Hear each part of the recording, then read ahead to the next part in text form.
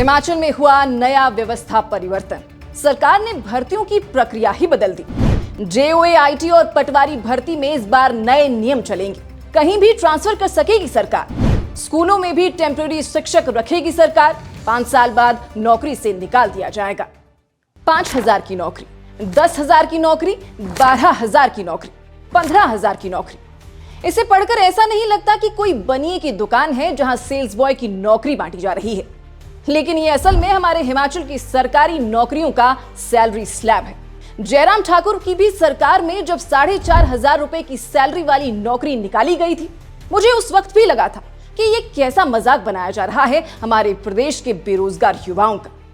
लेकिन पुरानी सरकार के उस फॉर्मूले को हमारी नई सरकार ने इस कदर आत्मसात कर लिया है कि अब अमूमन सभी सरकारी नौकरियां इसी ढर्रे पर निकाली जा रही हैं। कोई 5,000 की सैलरी वाली जॉब है तो कोई 10,000 सैलरी वाली। और इस सब के बीच अब नया फरमान ये आया है कि हमारी हिमाचल सरकार ने भर्ती प्रक्रिया में एक बहुत ही बड़ा बदलाव करने जा रही है। और अब से नए नियमों के तहत होने वाली भर्तियों में किसी कर्मचारी को पहली नियुक्ति में मिला विभाग स्थायी नहीं होगा। यानी 2 साल की जॉब ट्रेनिंग अवधि पूरे होने के बाद नियमित होने पर कर्मचारी का तबादला किसी भी सरकारी विभाग अथवा जिले में किया जा सकेगा। इसी तरह से 530 पदों पर होने जा रही पटवारी भर्ती के लिए भी इस बार नए नियम बनाए गए हैं, जिसके तहत सिलेक्ट हुए उम्मीदवारों से भी पूरे हिमाचल में कहीं भी सेवाएं ली जाएंगी। तो फिर भर्ती नियमों में कौन कौन से बदलाव हो रहे हैं, उम्मीदवारों पर इसका क्या असर पड़ेगा और क्या होंगे इसके फायदे और नुकसान, ये सब कुछ आपको अगले 3 से 4 मिनट में समझाएंगे। साथ ही बात करेंगे हिमाचल में होने जा रही टेम्परेरी शिक्षकों की भर्ती के बारे में, जिसके तहत 5-5 साल के लिए हिमाचल के सरकारी स्कूलों में टीचर रखे जाएंगे, मगर 5 साल के बाद उनका क्या होगा, ये बात हम इसी वीडियो में जानेंगे, इसलिए इसे अंत तक जरूर देखिएगा। तो हमारे हिमाचल में ये जो कुछ भी हो रहा है, ये कोई छोटा मोटा नियम बदलाव नहीं है। ये सरकारी नौकरी की रीढ़ तोड़ने वाला फैसला है, क्योंकि अब तक सिस्टम साफ था। आप जिस विभाग के लिए परीक्षा देते हो, जिस पोस्ट के लिए सिलेक्ट होते हो, आपकी ट्रेनिंग, आपकी स्किल, आपकी पूरी प्रोफेशनल पहचान उसी से जुड़ी होती थी। लेकिन अब क्या किया जा रहा है, इसे जानने के लिए सबसे पहले बात करते हैं जेओए आईटी भर्ती की। सरकार ने साफ किया है कि जेओए आईटी के 300 पद भरे जाएंगे। इन पदों पर चयनित उम्मीदवारों को पहले 2 साल तक जॉब ट्रेनी के तौर पर रखा जाएगा। इस दौरान उन्हें सिर्फ 12,500 रुपए मासिक वेतन मिलेगा। यहां रुककर एक सीधा और सामान्य सवाल खड़ा होता है, आज के समय में जब महंगाई, किराया, खाना, यात्रा और पढ़ाई का खर्च लगातार बढ़ रहा है, क्या 12,500 रुपए की सैलरी को एक सम्मानजनक सरकारी वेतन कहा जा सकता है? ये कोई निजी कंपनी की इंटर्नशिप नहीं है, ये एक सरकारी पद है जिसके लिए उम्मीदवार प्रतियोगी परीक्षा देकर आता है। और यहाँ बात सिर्फ वेतन की नहीं है, बात उस 2 साल की अवधि की है जिसमें कर्मचारी पूरी तरह से ट्रेनी माना जाएगा। 2 साल बाद कर्मचारी नियमित तो होगा, लेकिन इसके साथ ही एक बड़ा बदलाव लागू होगा।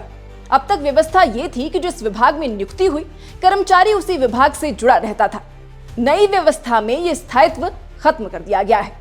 सरकार ने साफ कहा है कि नियमित होने के बाद कर्मचारी को किसी भी विभाग या किसी भी जिले में स्थानांतरित किया जा सकता है।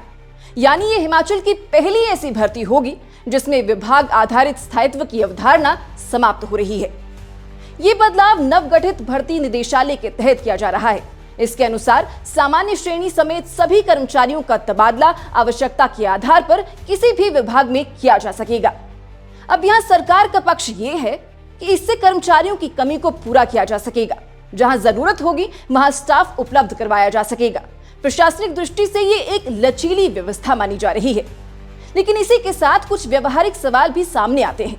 क्या किसी पद के लिए की गई विशेष तैयारी, ट्रेनिंग और कौशल का मूल्यांकन तब भी उतना ही प्रभावी रहेगा जब कर्मचारी को पूरी तरह अलग प्रकृति के विभाग में भेजा जाएगा?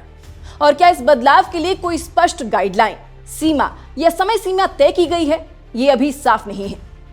इसके बाद अब दूसरी बड़ी खबर की ओर चलें तो मामला आता है पटवारी भर्ती का। तो हमारे हिमाचल में पहली बार पटवारियों की भर्ती स्टेट कैडर पर की जा रही है। अब तक पटवारी जिला कैडर में होते थे, यानी उनका कार्यक्षेत्र उसी जिले तक सीमित रहता था। लेकिन नियमों में संशोधन के बाद अब चयनित पटवारी से पूरे प्रदेश में कहीं भी सेवाएं ली जा सकेंगी। कुल 530 रिक्त पदों को भरा जा रहा है।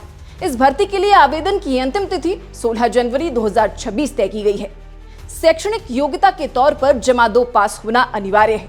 आयु सीमा 18 से 45 वर्ष रखी गई है, जबकि आरक्षित वर्गों और अन्य पात्र श्रेणियों के लिए अधिकतम आयु 50 वर्ष तय की गई है। आवेदन शुल्क सभी श्रेणियों के लिए 800 रुपए ही रखा गया है।